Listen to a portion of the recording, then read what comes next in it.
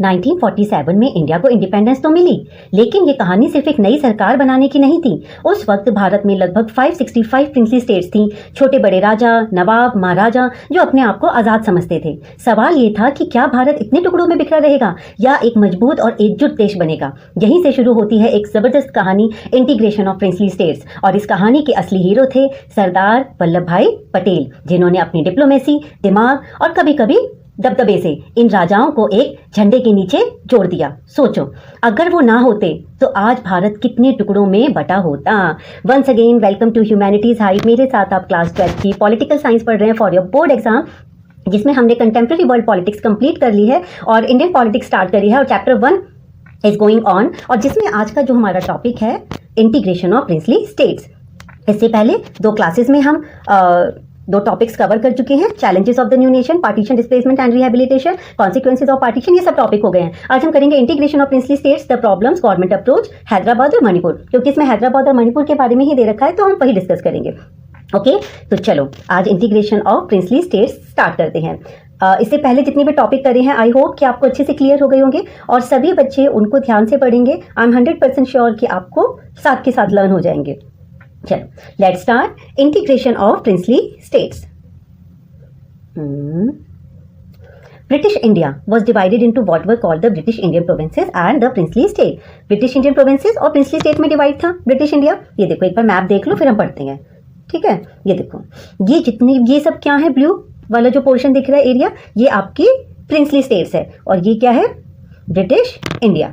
Okay, problem ये हुई थी कि जब इंडिया को इंडिपेंडेंस मिली तो ये हुआ कि इन सबको इंडिपेंडेंस मिल गई तो साथ के साथ इन प्रिंसली स्टेट्स को भी तो इंडिपेंडेंस मिल गई, लेकिन इन पे ये बाउंडेशन नहीं था कि इंडिया के साथ मर्ज होना है। इनको ये कहा गया आप इंडिपेंडेंट रूल भी कर सकते हो, आप इंडिया को भी ज्वाइन कर सकते हो और आप पाकिस्तान को भी ज्वाइन कर सकते हो। तो ये भारत के लिए बहुत बड़ा चैलेंज था, हमारी कंट्री की यूनिटी और इंटीग्रिटी को मेंटेन करने के लिए बहुत बड़ा चैलेंज था।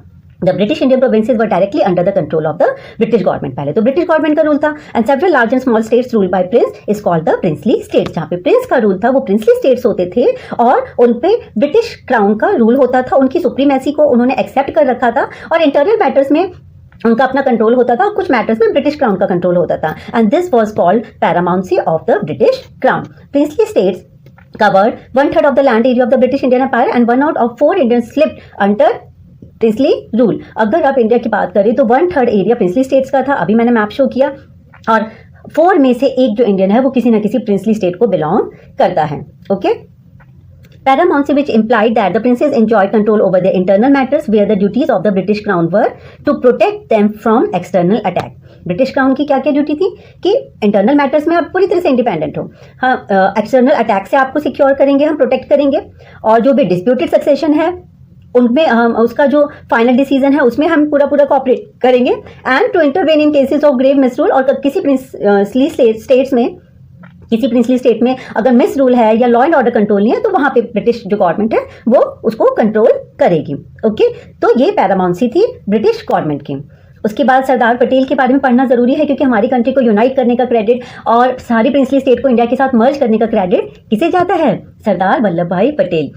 हैट्स ऑफ, उस टाइम के जो लीडर्स थे इतने ज़्यादा डेडिकेटेड थे अपने देश के लिए। Leader of the freedom movement, Congress leader, follower Mahatma Gandhi, deputy prime minister, first home minister of independent India और important role in the integration of princely state with India and member of important committees of the constituent assembly on fundamental rights, minorities, provincial constitution etcetera. NCERT की एक भी line में skip नहीं होने दूंगी। In note से पढ़ने के बाद या वीडियो भी देखने के बाद आपको एनसीईआरटी पढ़ने की बिल्कुल भी जरूरत नहीं है, ये मेरा प्रॉमिस है, ठीक है। बिल्कुल एक एक लाइन कवर करी गई है। और उसके बाद ये एक लेटर टू प्रिंसली रूलर जो सरदार पटेल ने लिखा था, उन्होंने कहा कि अगर हम साथ मिलकर चलेंगे तो देश को बुलंदियों तक पहुंचा सकते हैं, आगे बढ़ा सकते हैं, और अगर हम यूनाइट नहीं रहेंगे तो हम प्रॉब्लम में ही फंसे रहेंगे, छोटे छोटे कॉन्फ्लिक्ट और डिस्प्यूट में ही फंसे रहेंगे, और अगर आप हमें कॉपरेट नहीं करेंगे तो फिर कंट्री में और प्रिंसली स्टेट्स में अनार्की वाली सिचुएशन आ जाएगी और वो हमें फेस करनी पड़ेगी। चलो आगे बढ़ते हैं। मैप मैंने आपको शो कर दिया है। द प्रॉब्लम, अब प्रॉब्लम कहाँ आती है, ठीक है। प्रिंसली स्टेट्स को मर्ज करने का, हाँ ठीक है, काफी सारी जो जितनी भी प्रिंसली स्टेट थी वो इंडिया के साथ मर्ज हो गई, लेकिन समस्या क्या थी, पढ़ते हैं। There were 565 princely states in India problem क्या थी? Threat to India strength and solidarity. सबसे पहला जो चैलेंज था वो कहीं ना कहीं इंडिया की स्ट्रेंथ और सॉलिडेरिटी के लिए एक बड़ा चैलेंज था। Under the Indian Independence Act the British paramountcy was to lapse on 15 August which means that the princely states also obtained their independence. Bharat की आजादी के साथ साथ इन प्रिंसली स्टेट्स को भी इंडिपेंडेंस मिल गई। किस एक्ट के अंडर? इंडियन इंडिपेंडेंस एक्ट के अंडर। इंडिपेंडेंस तो मिल गई है तो अच्छी बात है, फिर क्या परेशानी है? परेशानी तो ये है ना, क्यों उनसे ये कहा गया कि वो इंडिपेंडेंट है, वो इंडिया को भी ज्वाइन कर सकती हैं, वो पाकिस्तान को भी ज्वाइन कर सकती हैं और वो इंडिपेंडेंट भी कर सकती हैं। अब आप देख लो कि इंडिया में कितनी सारी प्रिंसली स्टेट्स हैं। अगर ये सारे इंडिपेंडेंट रूल करती तो भारत तो कितने टुकड़ों में डिवाइड हो जाता और क्या इंडिया यूनाइट रह पाता? ये हमारे लिए बहुत बड़ा चैलेंज था कि किसी भी तरीके से इन प्रिंसली स्टेट्स को इंडिया के साथ मर्ज करना है और जिससे इंडिया की यूनिटी और इंटीग्रिटी बनी रहे। नहीं तो भारत के पता नहीं कितने ही टुकड़े हो जाते। आज भारत जो इतनी पावरफुल कंट्री है, इतना शक्तिशाली देश है, वो कैसे? उसका क्रेडिट हमारे जो लीडर्स थे, जो नेता थे आज़ादी के समय, उनको जाता है। They were allowed either to remain under the personal rule of their rulers or to join either of the two dominions, India or Pakistan.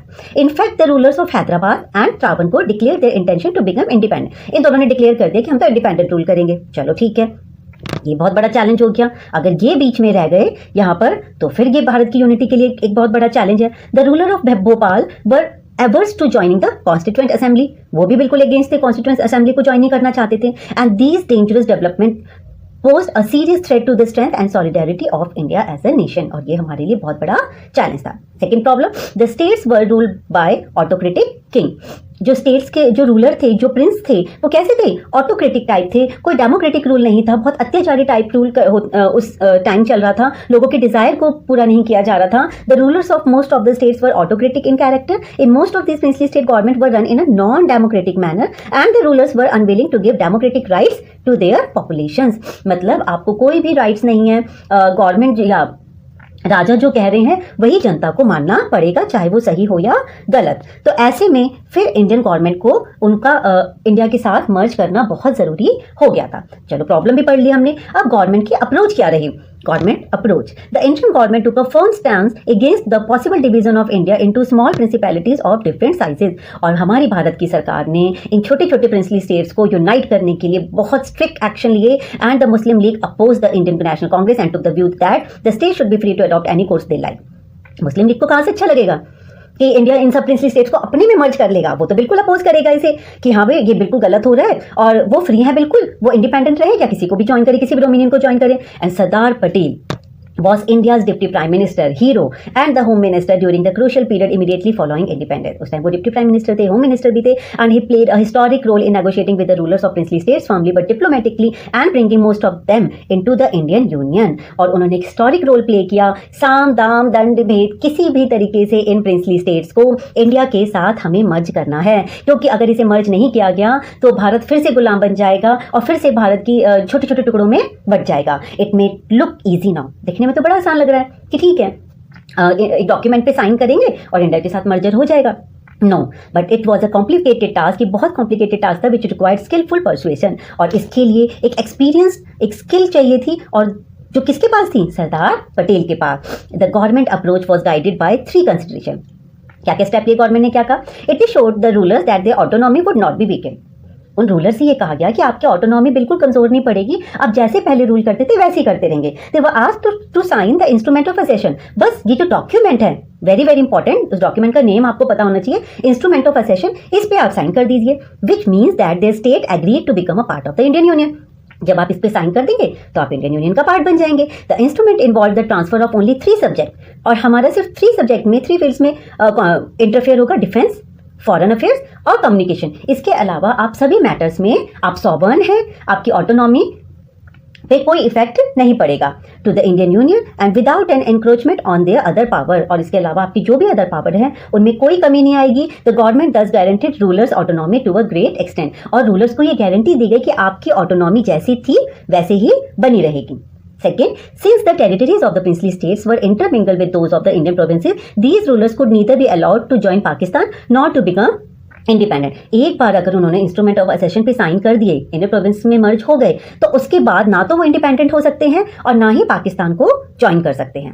Third, the government was prepared to be flexible in giving autonomy to some regions. The idea was to accommodate plurality and to adopt a flexible approach in dealing with the demands of the region. अब इतनी सारी princely state को मर्ज करना था, सबकी demand अलग है, सबकी डिजायर अलग है, तो फिर यहाँ पे गवर्नमेंट ने फ्लेक्सिबल अप्रोच भी अपनाई। क्यों? जिससे सबको साथ लेके चलें, क्योंकि इस टाइम हमारा जो मेन फोकस क्या है, मेन टारगेट क्या है कि हमें प्रिंसली स्टेट्स को अपनी इंडिया के साथ मर्ज करना है। Before 15th August 1947, these full negotiations had brought almost all states whose territories were contiguous to the new boundaries of India into the Indian Union. 565 princely state थी, लगभग सभी का मर्जर इंडिया के साथ हो गया था। The rulers of most of the states signed a document called the instrument of accession, which means that the state agreed to become a part of the union of India. Instrument of accession पे sign कर दी कि अब वो union of India का हिस्सा है। Accession of princely states of Junagadh, Hyderabad, Kashmir and Manipur proved more difficult than the rest. Problem कहाँ आई? बाकी सब तो मर्ज हो गई, लेकिन जूनागढ़, हैदराबाद, कश्मीर और मणिपुर, इन प्रिंसली स्टेट्स ने इंडिया के साथ मर्ज होना सही नहीं समझा और इंडिपेंडेंट रूल करना चाहा। The issue of Junagadh was resolve after a plebiscite, वहाँ पे एक जनमत संग्रह के बाद, और ये इंडिया का मर्जर हो गया, क्योंकि वहाँ की जो जनता चाहती थी वो क्या चाहती थी कि जूनागढ़ का इंडिया के साथ ही मर्जर हो। तो चलो ये प्रॉब्लम तो सॉल्व हो गई। अब हमारा जो अपडेटेड सिलेबस है उसमें एक तो हैदराबाद और एक मणिपुर, तो इन दोनों का हम इसमें पढ़ेंगे डिटेल में, क्योंकि यही दो टॉपिक आपके सिलेबस में है। चलो हैदराबाद करते हैं। हैदराबाद, भारत को इंडिपेंडेंस मिल गई 1947 में, जितनी भी प्रिंसली स्टेट थी वो भी लगभग सब इंडिया के साथ मर्ज हो गई। बट हैदराबाद एक सबसे बड़ा प्रिंसली स्टेट, जहां नवाब को लगता था कि वो भारत का हिस्सा बने बिना आजाद देश बनकर जी सकता है, लेकिन भारत के लिए ये एक बड़ा खतरा था, क्योंकि देश के बीच में एक अलग मुल्क बनना एकता को तोड़ने के बराबर था। और फिर शुरू हुई एक ऐसी पॉलिटिकल और मिलिट्री कहानी जो हिस्ट्री के पन्नों में लिख गई, ऑपरेशन पोलो। ये सब एनसीईआरटी में नहीं है ऑपरेशन पोलो, बट आपको पता होना चाहिए। एक तरफ नवाब मतलब कौन? निजाम, और उसकी रजाकर सेना मतलब उसकी जो पैरामिलिट्री फोर्स थी वो रजाकर थी। दूसरी तरफ थे हमारे सरदार पटेल और एक मजबूत इरादा, भारत टूटेगा नहीं, भारत एकजुट रहेगा। तो ये हैदराबाद की कहानी जो एक टुकड़े से भारत का दिल बन गई। तो हैदराबाद का मर्जर कैसे हुआ, स्टार्ट करें। Hyderabad, the largest of the princely states, was surrounded entirely by Indian territory. Some parts of the old Hyderabad state are today parts of Maharashtra, Karnataka and Andhra Pradesh। चलो एक बार मैप देख लेते हैं। हम क्या पढ़ रहे हैं? हैदराबाद, इधर से महाराष्ट्र से, इधर से कर्नाटका से और इधर से आंध्र प्रदेश से, और चारों तरफ इंडियन टेरिटरी से वो घिरा हुआ है। लेकिन यहाँ का जो राजा है निजाम, वो तो इंडिपेंडेंट रूल करना चाहता है। Its ruler carried the title Nizam and he was one of the world's richest man. Nizam wanted an independent status of Hyderabad. He entered into, अगर सोचो हैदराबाद का इंडिया के साथ मर्जर नहीं होता तो भारत कैसा लगता? And called the standstill agreement with India in November 1947. Indian government के साथ एक एग्रीमेंट भी साइन किया, and while negotiation with Indian government were going on, और नेगोशिएशन जो डिस्कशन गवर्नमेंट के साथ तो चल ही रहा था। His rule was unjust and tyrannical, unjust rule था, अत्याचारी रूल था। In 1946 the peasants in Telangana region had risen in revolt against the Nizam. देखो, जो रूलर होगा अगर वो ऑटोक्रेटिक रूल करेगा तो जनता कभी ना कभी उसके अगेंस्ट उठेगी, और यहाँ भी यही हुआ। तेलंगाना के जो किसान थे उन्होंने निजाम के अगेंस्ट रिवॉल्ट स्टार्ट कर दिया। अब औरों को भी मौका मिल गया इस रिवॉल्ट में पार्टिसिपेट करने का। Movement was led by communist party से लीड कर रही थी, और हैदराबाद कांग्रेस ने भी इस मूवमेंट को सपोर्ट किया। Hyderabad town was the nerve centre of this movement, centre था जहां पे ये मूवमेंट चल रहा था। And the Nizam responded by unleashing a paramilitary force known as the Razakars. अभी मैंने स्टार्टिंग में रजाकर्स बताया आपको कि कंपटीशन किसके बीच में था, निजाम और उसकी रजाकर्स, और हमारे सरदार पटेल और उनकी आर्मी। और उन्होंने इस मूवमेंट को दबाने के लिए, मतलब निजाम ने इस मूवमेंट को दबाने के लिए अपनी पैरामिलिट्री फोर्स को ऑर्डर दिया। उसकी पैरामिलिट्री फोर्स का क्या नाम था? रजाकर्स। वेरी वेरी इंपॉर्टेंट, कि किसी भी तरीके से चाहे लोगों को मारो काटो, बस हमें इस रिवॉल्ट को दबाना है।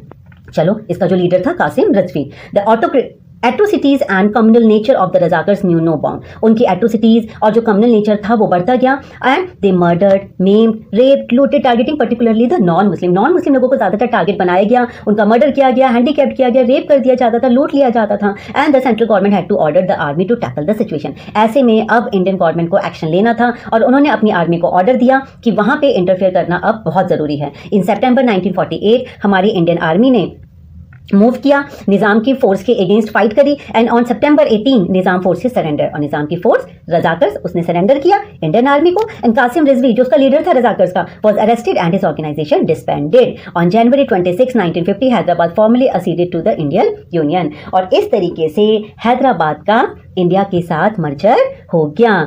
समझ में आया? चलो अब हमारा जो नेक्स्ट है मणिपुर, क्योंकि हमें इसी दो के बारे में पढ़ने, क्योंकि प्रॉब्लम जो फेस करनी पड़ी इन्हीं दो के मर्जर में करनी पड़ी।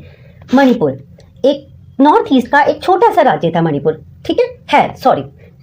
एंड आज़ादी के बाद अपना पहला इलेक्शन करवाया, कहाँ, किसने, मणिपुर ने। अपना संविधान बनाया, कॉन्स्टिट्यूशन बनाया और खुद को एक अलग राज्य समझने लगा। लेकिन भारत के लिए ये एक सिर्फ छोटा सा राज्य नहीं था, ये एकता की कसौटी थी। और 1949 में शुरू हुई एक सियासी कहानी जिसमें सरदार पटेल और भारत सरकार ने मणिपुर को समझौता किया और आखिरकार मणिपुर ने भारत का हिस्सा बनकर एक नई पहचान पाई। ठीक है, तो अब जो हम करेंगे, आप स्टोरी समझ लो, कहानी समझ लो मणिपुर के इंटीग्रेशन की, जो सिर्फ पॉलिटिक्स नहीं बल्कि एक देश की तकदीर लिखने वाली दास्तां है। चलो, द महाराजा ऑफ मणिपुर बोधा चंद्र सिंह, कौन थे उनके महाराजा? Bodha Chandra Singh had signed the instrument of accession of few days before independence. ठीक है, उन्होंने साइन कर दिए। He did so after having an assurance from the government of India that the government would not violate internal autonomy of the state. इस assurance पे उन्होंने sign कर रहे थे कि आपकी जो इंटरनल ऑटोनॉमी है उसमें हम कोई इंटरफेयर नहीं करेंगे। People of Manipur force Maharaja to constitute a legislative assembly. वो वहाँ की जो जनता थी और वो महाराजा से उन्होंने फोर्स किया कि लेजिस्लेटिव असेंबली बनाई जाए और election to the assembly were held in June 1948। Election भी हुए। This Manipur became a constitution monarchy. और मणिपुर क्या बना? Constitutional monarchy in which real power was vested in the assembly. जो रियल पावर थी वो किसके हाथ में थी? असेंबली के हाथ में। In independent India an election based on universal adult franchise was held first in Manipur. सबसे पहले जो यूनिवर्सल एडल्ट फ्रेंचाइज के बेस पे जो चुनाव हुए, जो इलेक्शन हुए, वो कहाँ हुए? मणिपुर में। वेरी वेरी इंपॉर्टेंट लाइन, ये क्वेश्चन शॉर्ट एमसीक्यू में भी पूछा जा सकता है आपसे। Manipur merger with India became a matter of serious debate in the legislative assembly. लेकिन मणिपुर का मर्जर इंडिया के साथ होना है कि नहीं होना, ये बहुत सीरियस मुद्दा बन गया। क्यों? कुछ लोग कह रहे होना चाहिए और कुछ लोग कह रहे नहीं होना चाहिए। Manipur Congress supported the merger. Manipur की जो कांग्रेस है वो तो कह रही है मर्जर होना चाहिए और जो अदर पार्टीज है वो इसे अपोज कर रही हैं। The government of India pressurised Maharaja Bodha Chandra Singh to sign a merger agreement in September 1949। हमारी इंडियन गवर्नमेंट ने किसी भी तरीके से उन्हें समझाया कि इंस्ट्रूमेंट ऑफ असेशन पे साइन करिए। And before signing this agreement the Maharaja should have consulted the state assembly since he did not consult the assembly and the members were filled with resentment. उन्होंने कोई डिस्कशन ही नहीं किया assembly के member से। अब वो सब तो गुस्सा हो गए, भाई हमसे तो पूछा ही नहीं और इंडिया के साथ मर्जर कर दिया। And this was certain to have an adverse effect on the mutual relation that existed between the government of India and the state of Manipur. और इस वजह से जो हमारे रिलेशन थे इंडियन गवर्नमेंट के और स्टेट ऑफ मणिपुर के, वो थोड़े टाइम के लिए खराब रहे। ओके, तो यहाँ पे इस तरीके से मणिपुर का मर्जर हुआ। तो देखा हमारे सरदार पटेल जी ने कितने चैलेंजेस के साथ हैदराबाद, मणिपुर, जम्मू कश्मीर, इन सब का मर्जर इंडिया के साथ किया। सिर्फ किस लिए? ताकि इंडिया की यूनिटी और इंटीग्रिटी बनी रहे। अब ये कार्टून आता है, काफी बार एग्जाम में आ चुका है। मैं कह रही हूँ ना, आपको एनसीईआरटी पढ़ने की जरूरत नहीं है, आप सिर्फ ये क्लास देखो और ये नोट्स पढ़ो बस। चलो अब देखो, इसमें ये कौन है? सरदार पटेल। ये कौन है? रूलर्स प्रिंसली स्टेट्स के है। वो क्या कह रहे हैं? No no don't get up your highness, just give me this. ठीक है, दैट विल डू। मुझे कुछ नहीं चाहिए, आप जैसे बैठे रहिए, आपके ऑटोनॉमी पे कोई इंपैक्ट नहीं पड़ेगा, बस मुझे ये दे दीजिए। बस हम 3 फील्ड्स में इंटरफेयर करेंगे, डिफेंस, फॉरेन अफेयर्स और कम्युनिकेशन। बाकी आपकी ऑटोनॉमी पे कोई भी इंपैक्ट नहीं पड़ेगा। This cartoon comments on the relation between the people and the rulers in the princely state. देखो जो वहाँ की जनता है, प्रिंसली जो रूलर है वो उसके ऊपर बैठा हुआ। इट मीन जो रूलर है वो कैसा है? ऑटोक्रेटिक टाइप रूलर है।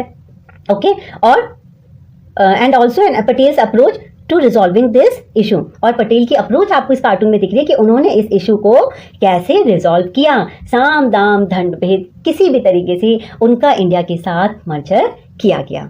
चलो, आई होप कि integration of princely states topic आपको समझ में भी आया होगा और साथ के साथ लर्न भी हुआ होगा। प्लीज मेरे चैनल को लाइक करिए, क्लास अच्छी लग रही है तो फीडबैक दीजिए, सब्सक्राइब करिए। Thank you, bye.